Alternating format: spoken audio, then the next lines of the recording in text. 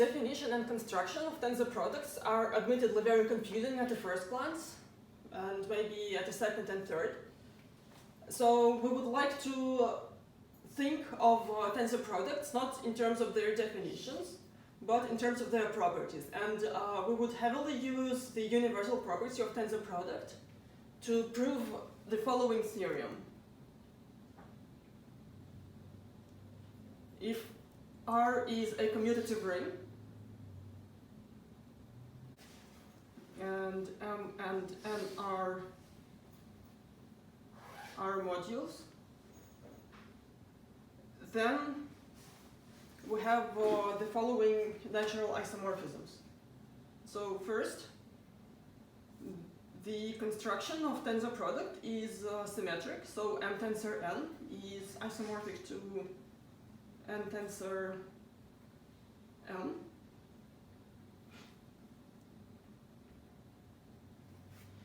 Then if we also add another R module L, so L, M, and N are R modules, then tensor product is associative in the sense that L tensor M tensor N is isomorphic to L tensor M tensor N. Everything is over R. And finally, tensor product is additive. So if I tensor L with M direct sum with N, then this will be isomorphic to the direct sum of L tensor M and L tensor N.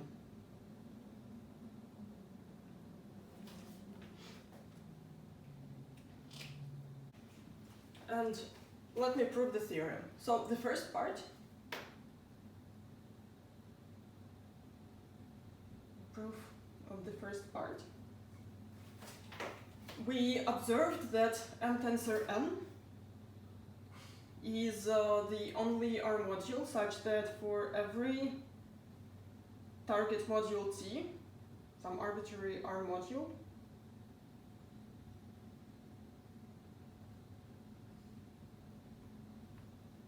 the module of homomorphisms from M tensor N to T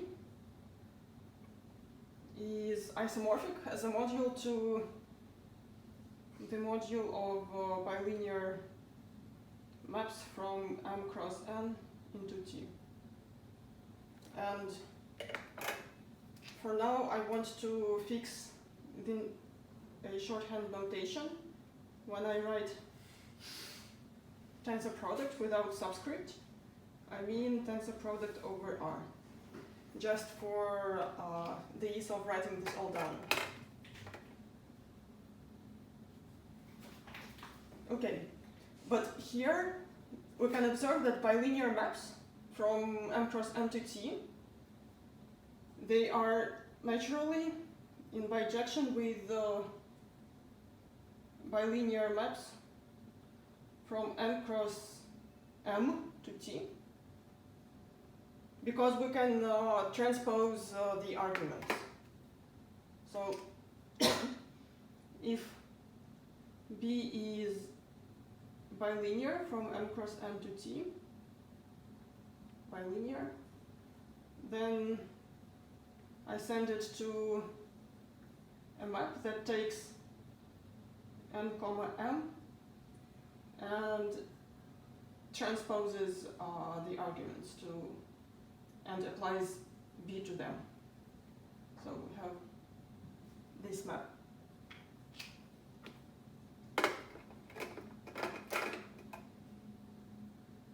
And so, and bilinear maps from N comma M to T are codified by the tensor product of N tensor M.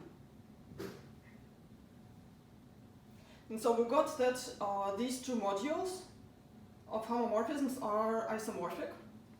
And because they're isomorphic, then by universal property of tensor product, we have that these modules M tensor N and N tensor M are isomorphic.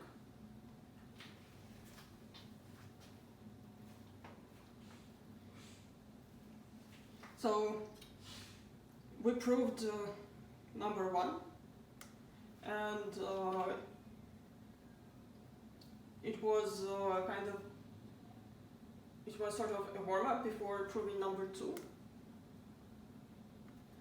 So for number two, we also want to use universal property of tensor product, but we would have to employ a more sophisticated construction. So L tensor, this tensor product to T is in bijection to bilinear maps from L cross M tensor N to T, and we want to show that this vertical map is an isomorphism with bilinear maps from L tensor M cross N to T. Because then, by the universal property of tensor product, this would be isomorphic to Hom sub R from L tensor M tensor N to T. And if these two are isomorphic, then by universal property of tensor product, it would follow that these triple tensor products are also isomorphic. So let me study this vertical map.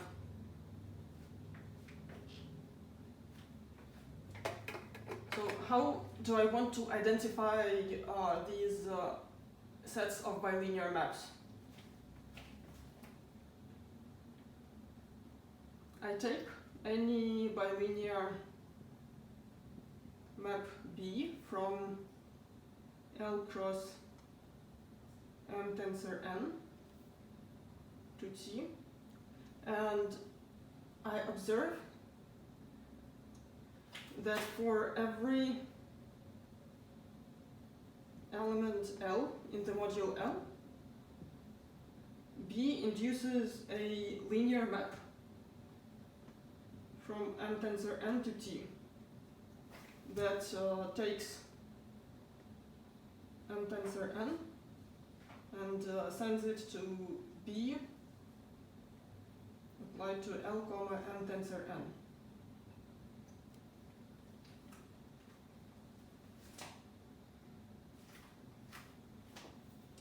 But then we have a linear map like this. So this is linear for every fixed L. So giving a linear map from a tensor product is the same as giving a bilinear map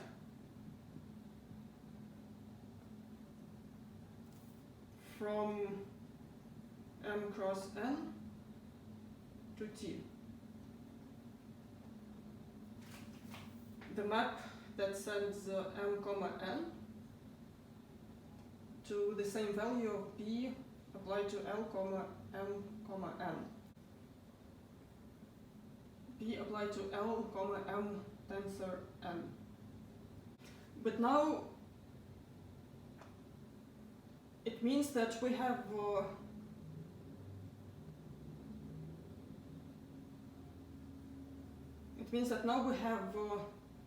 a map L cross M cross N to T that sends a triple L comma M comma N to B applied to L comma M tensor N, and I call this map C, and C is trilinear, which means that it is linear in each of its arguments. So it is linear in both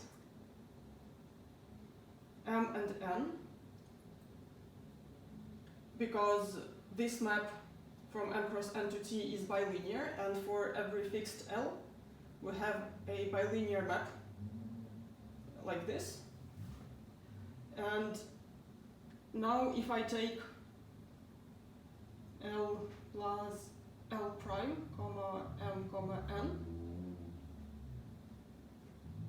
it gets sent to B applied to L plus L prime, comma M tensor N.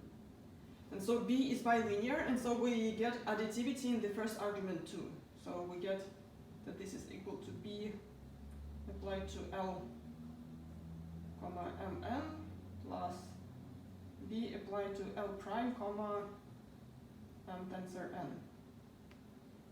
And in a similar way, we check that we can pull a scalar out. So if I have RL, comma M, comma N, it gets sent to R times C of L Mn. So C is trilinear, and so for every fixed element N, for every element N fixed, the map C dash dash N, so we fix N from L cross M to T, and this map is bilinear because of multilinearity of C. And so this bilinear map corresponds to a linear map from L tensor M to T,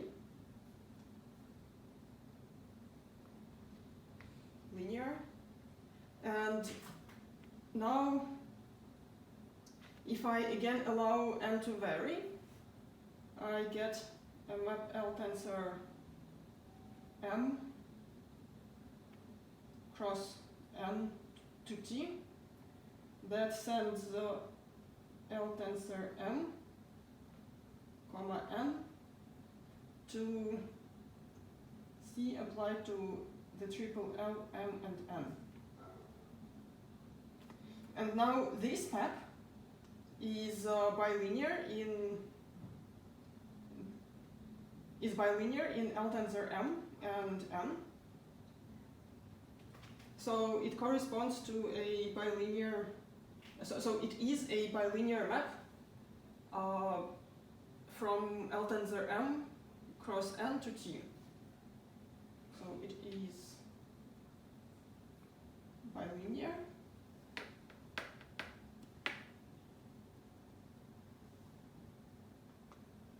And so we constructed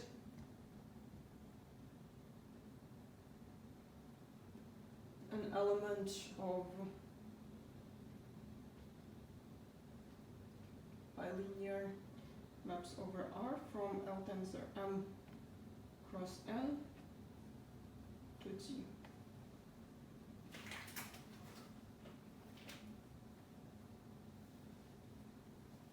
So roughly speaking, we took a map from L cross M tensor N, and we sent it to R to T, and we sent it to a map, let me call it D, from L tensor M cross N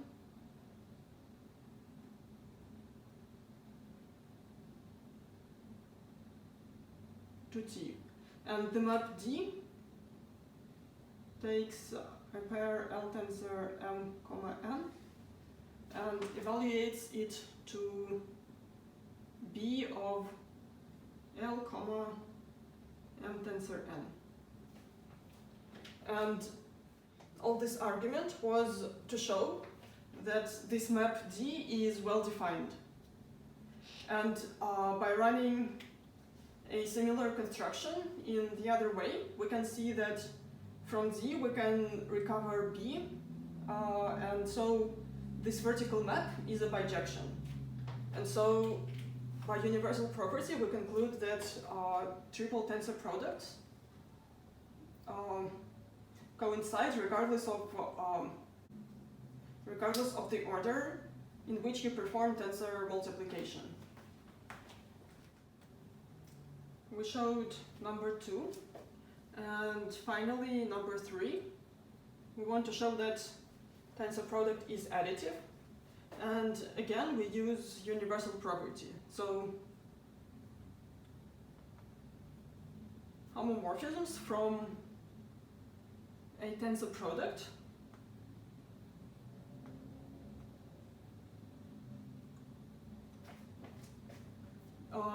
bijectively correspond to bilinear maps from the direct product L times m plus n.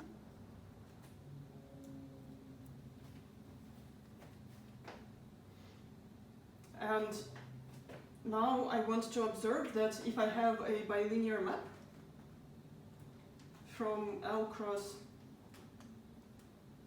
m plus n to T, I can define two bilinear maps, B1 from L cross M to T and B2 from L cross M to T,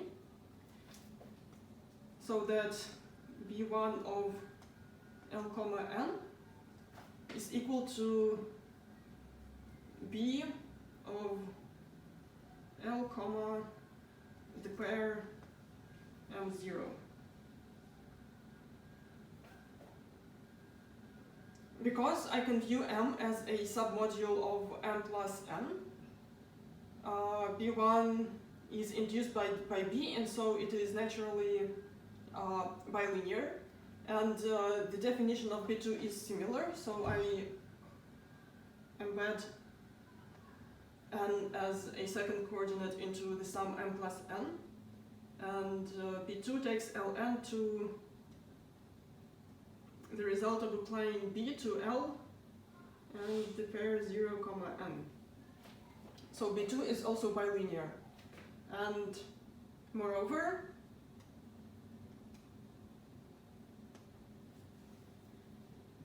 I can say that B is uniquely defined by its components, so I can write it as B1 plus B2. So it means that if I have B of L comma M comma N, this will be equal to B of L comma M0 plus B of L comma 0M by additivity in the second argument, and this is by definition B1 of Lm and B2 of Ln. And by this construction I can say that module of homomorphisms, which I denote by pink star, the module of bilinear maps, which I denote by this pink star, from L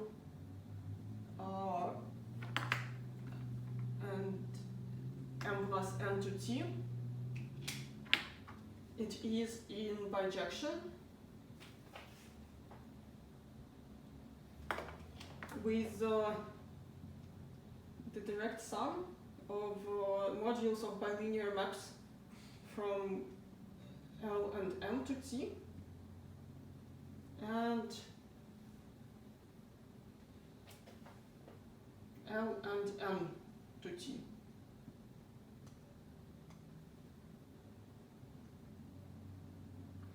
And now I use the universal property of tensor product on these homomorphisms of bilinear maps, on these modules of bilinear maps.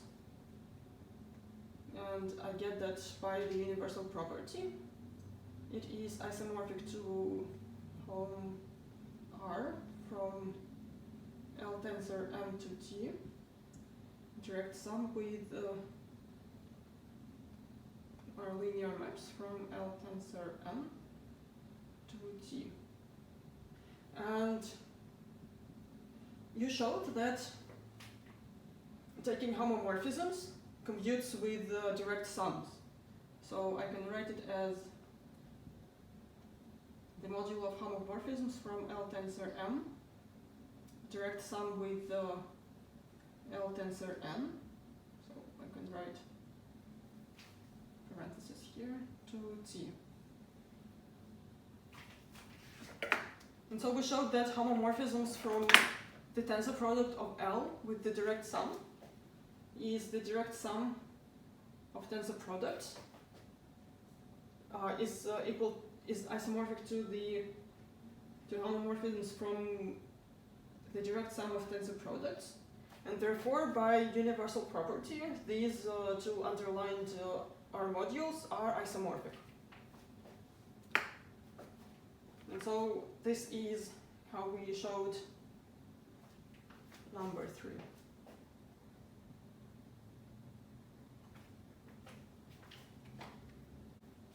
And a couple of quick corollaries. If you combine number 1 with number 3,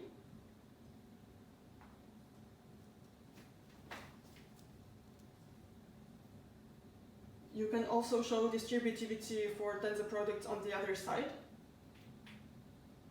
So we get that L direct sum M tensor with N is isomorphic to L tensor N.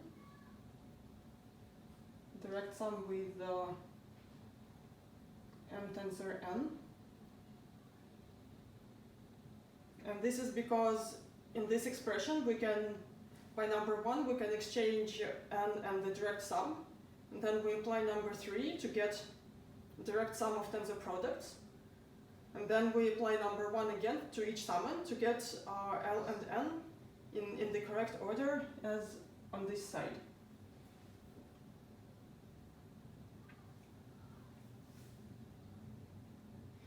And number 2 of this theorem tells us that we can omit parentheses when we write iterated tensor products.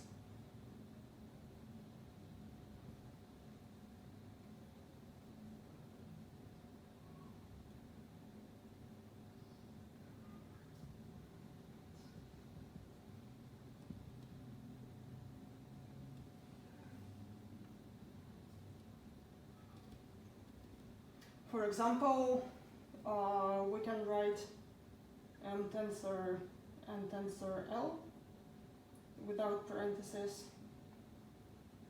or we can write M to tensor power 5, which is M tensor M, and so we repeat it 5 times. Like this. And we don't have to write parentheses here. The next property is that tensor products preserve finite generation, or let's say that if M is generated by its subset A, and N is generated by its subset B in N, then their tensor product, M tensor N, is generated by the set of elementary tensors of the form A tensor B, where A is taken from the generating set of M and B is taken from the generating set of N.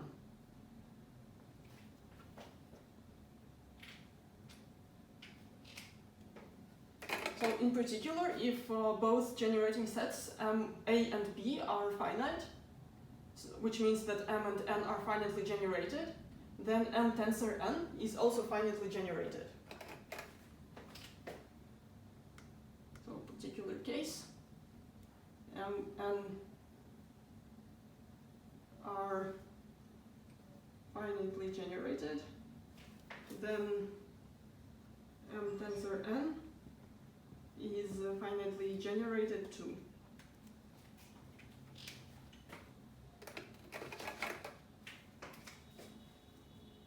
And proof of the theorem.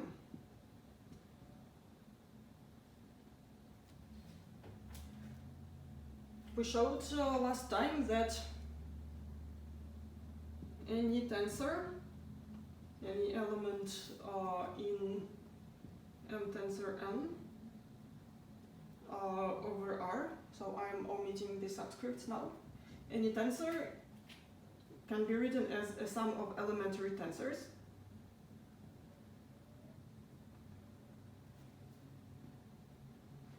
As a finite sum of elementary tensors. So it is enough to show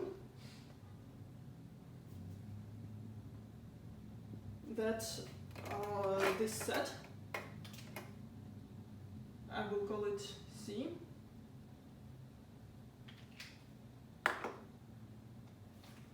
that C generates elementary tensors. So every elementary tensor can be written as a finite linear combination of tensors of this type, where the first factor is from the generating set of M, and the second factor is from the generating set of N. Take one elementary tensor, M tensor N. So M is in M, and A generates M, so M can be written as a finite linear combination, I from 1 to, let's say, K.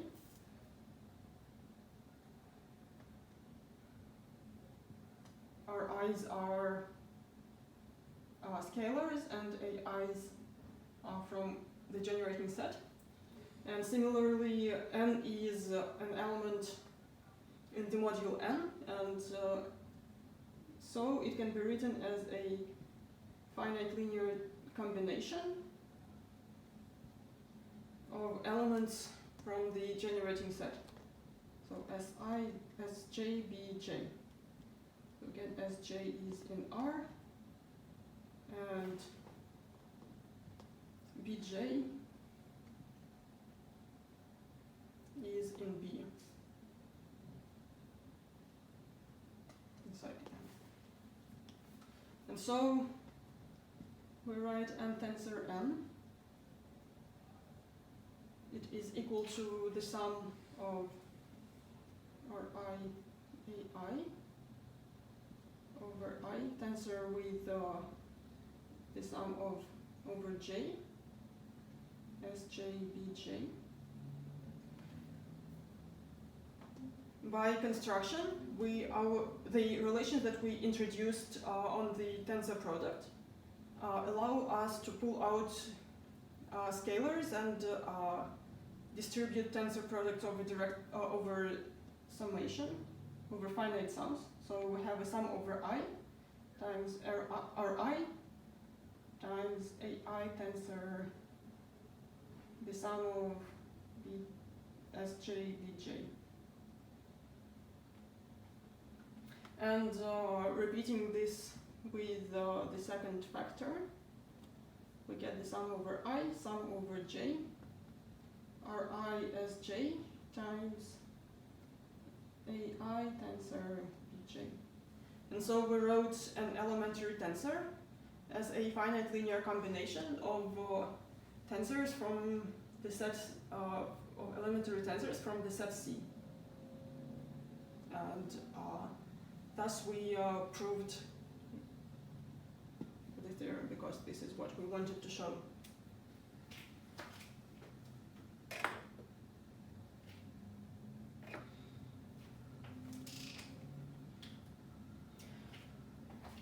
While we are talking about elementary tensors, I would like to mention an observation that if we have n tensor n, in this module 0 tensor n is always equal to 0, and similarly n tensor to 0 is also always equal to 0. And this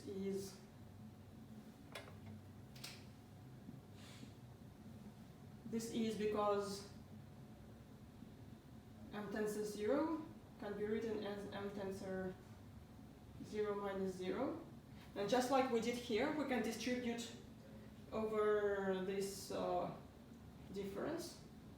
We get m tensor 0 minus m tensor 0, which is equal to 0 in the tensor product of these modules. And similarly for n.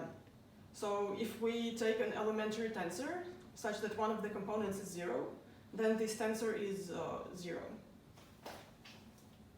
The final theorem for today, but very, very important, because it is useful, and I encounter it almost all of the time when I work with tensor products. And the theorem says that if I in R is an ideal, and M is an R module,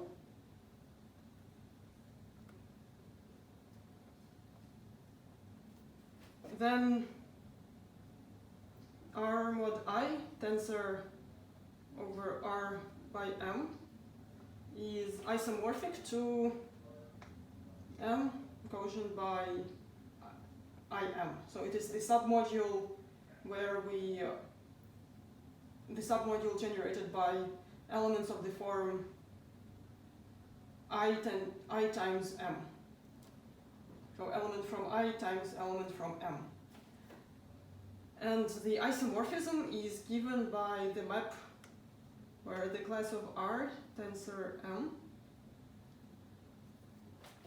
corresponds to the class of Rm in the quotient module.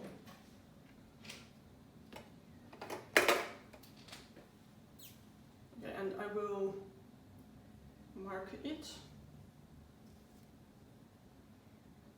in a bright color to signify that this is very important and useful.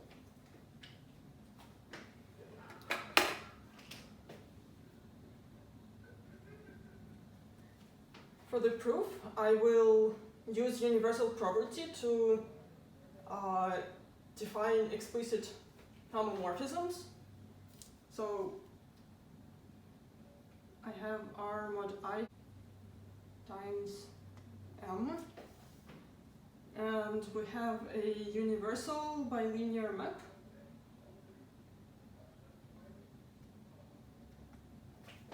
from this direct product to tensor product of R mod I and M. So it takes the pair class of R comma M and takes it to the elementary tensor class of R tensor M. And we can also define a bilinear map Q from this direct product to the quotient module m mod im, and the map that I take sends the pair r comma m to the class of rm. So there is a lot to unfold here. So first, I claim that this map, which I called Q is well defined. So let me just check that Q takes any pair where the first argument is represented, where the first argument represents the zero class, that Q takes such a pair to 0. So let's say that X is an element of the ideal. Then Q applied to X comma M, it takes it to the element xm, but this element lies in the submodule im, so it represents the 0 class.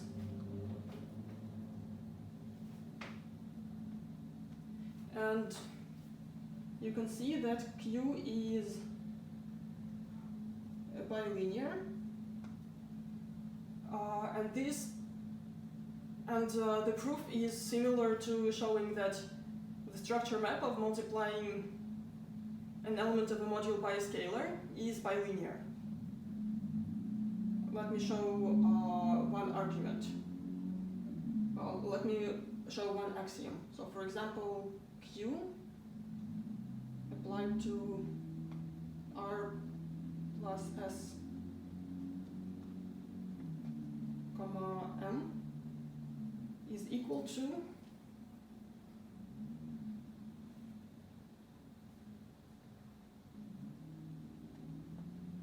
R plus S times M. Then we know what is the module structure on the quotient module.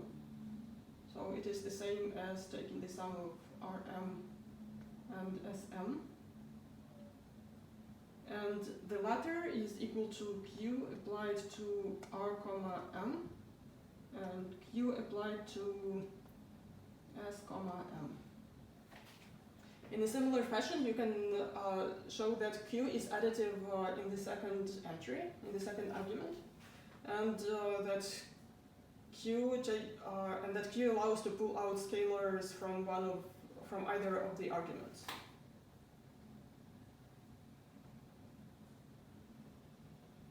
And so, by universal property of tensor product, so Q is bilinear, so it corresponds to a certain map from the tensor product.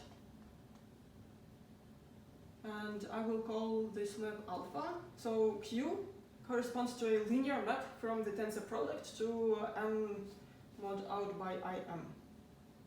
So there exists unique alpha from R mod I tensor M to M mod IM. Alpha is linear, and moreover the composition of alpha with U, so going this way, is the same as following Q. So alpha U is equal to Q.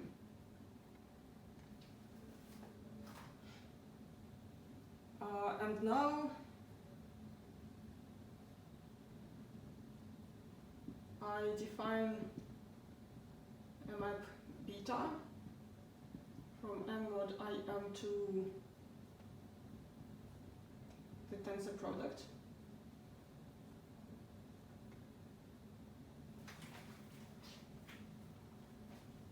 And I want this map to take an element M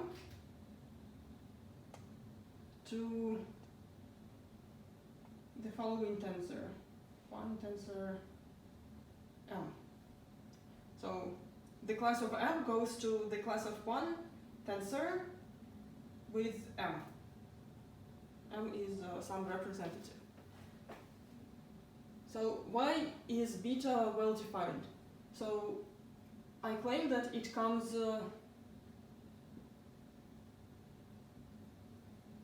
from a certain map. I call it beta bar from M to R mod I tensor M. That sends M to the class of 1 tensor M. And this map is well defined. And moreover, I claim that IM lies in the kernel of beta. So let's say that we have an element xm in IM, so that x is in the ideal. Then beta bar of xm is equal to the class of 1 tensor xm. And now we can move the scalar x through the tensor product because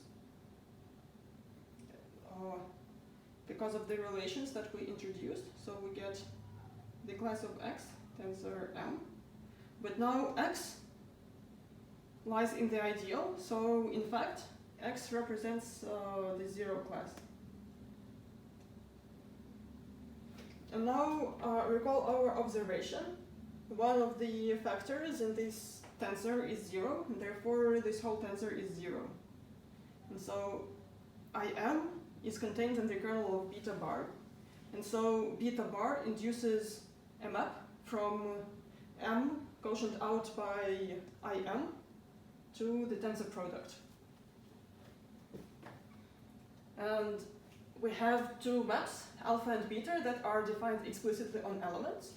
And I can show again explicitly that these maps are mutually inverse.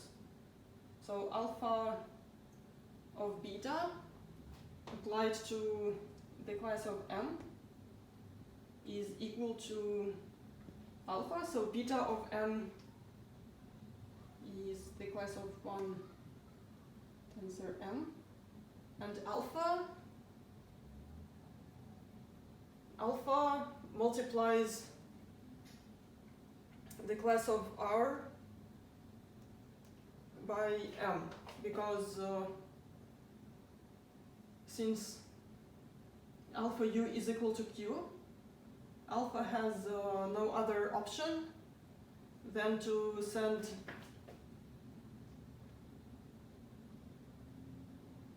R tensor M to the class of Rm. So alpha of this tensor is equal to the class of 1 times M, which is equal to M. So this is the same as the identity homomorphism applied to the class of M. And in the other direction, beta of alpha applied to the class of R tensor M. This is equal to beta applied to the class of Rm. So we are multiplying R and M here. And now beta applied to this is the class of 1 tensor Rm. And by the relation of on the tensors, we know that we can move R through the tensor on to the left. So we get the class of R tensor M, which is what we started from. This is identity applied to the class of R tensor M. And so alpha and beta are mutually inverse, and therefore alpha and beta define an isomorphism. And this is the formula that we gave to alpha. And this is how we prove the theorem. now it is time to illustrate why I'm so excited about this theorem. So corollary number 1 is that if we specialize to the case when I is the zero ideal, we get that R tensor M over R is isomorphic to M. And this is because we can take I to be the zero ideal. And so R tensor over R M is R mod out by the zero ideal tensor M. And so we get to the right hand side, which would be equal to M mod out by 0, which is just M. Combining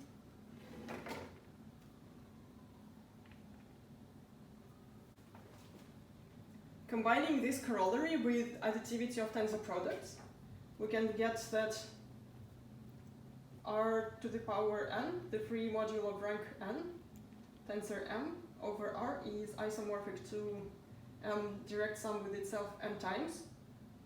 And this is because the left hand side is equal to R direct sum with itself n times. And we can distribute tensor product over direct sums. So this is isomorphic to R tensor M n times. So by the previous corollary, we get that each of the summands is isomorphic to just M. So we get M direct sum with itself n times, which is M to the power n. This is how I denote it. And another corollary,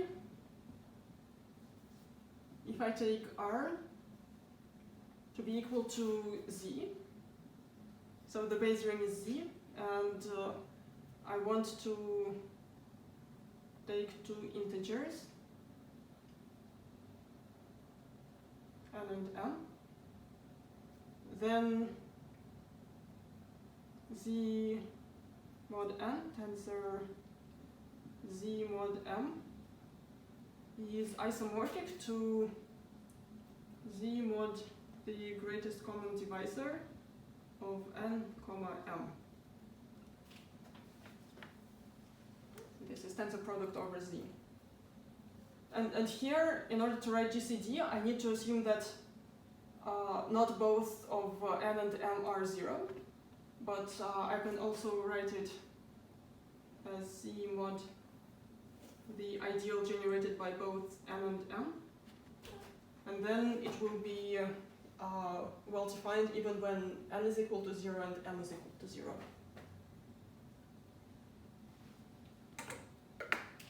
And the way I prove this corollary with the use of the theorem is that I have Z mod n tensor our module Z mod m, which I view as m, which plays the role of m here. So by this theorem, I write it as a double quotient, Z mod m mod n times the Z mod m.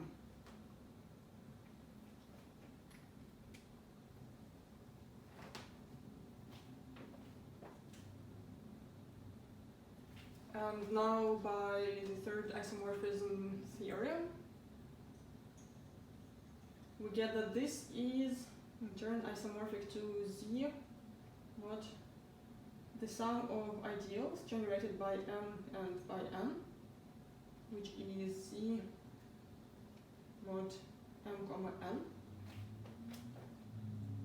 And when at least one of m and n is non-zero, we know that the greatest common divisor of these two integers generates the ideal that they together generate. So it will be equal to Z mod the ideal generated by the greatest common divisor and M.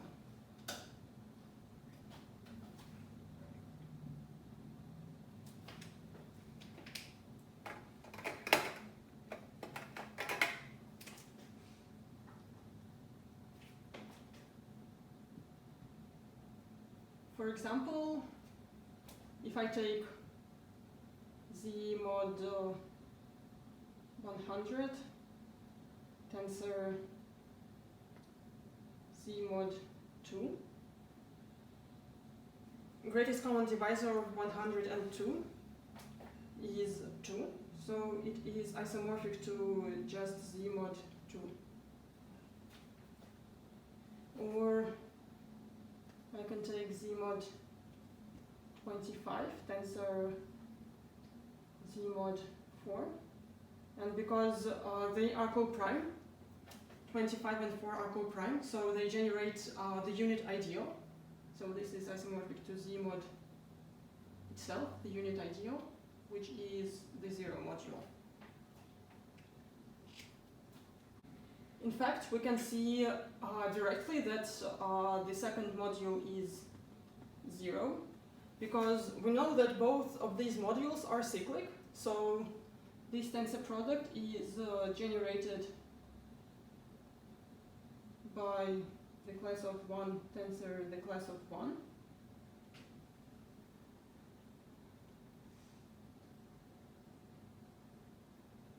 But now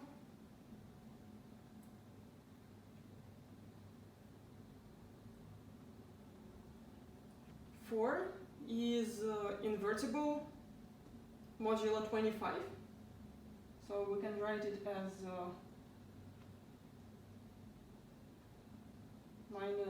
minus 6. 1 is equal to minus 6 times 4 modulo 25, because 4 times 6 is 24. Tensor 1. And we can move this scalar 4 to the left. So I need to first move it to the left to see that, to claim that this is an element of the ring, and then I can move 4 to the right over the tensor product. And then I get that this is equal to minus 6 tensor 4. But the class of 4 is equal to 0 modulo 4. So it is minus 6 tensor 0. And we saw that it corresponds to the 0 element in the tensor product. And so the only module that is generated by 0 is the 0 module.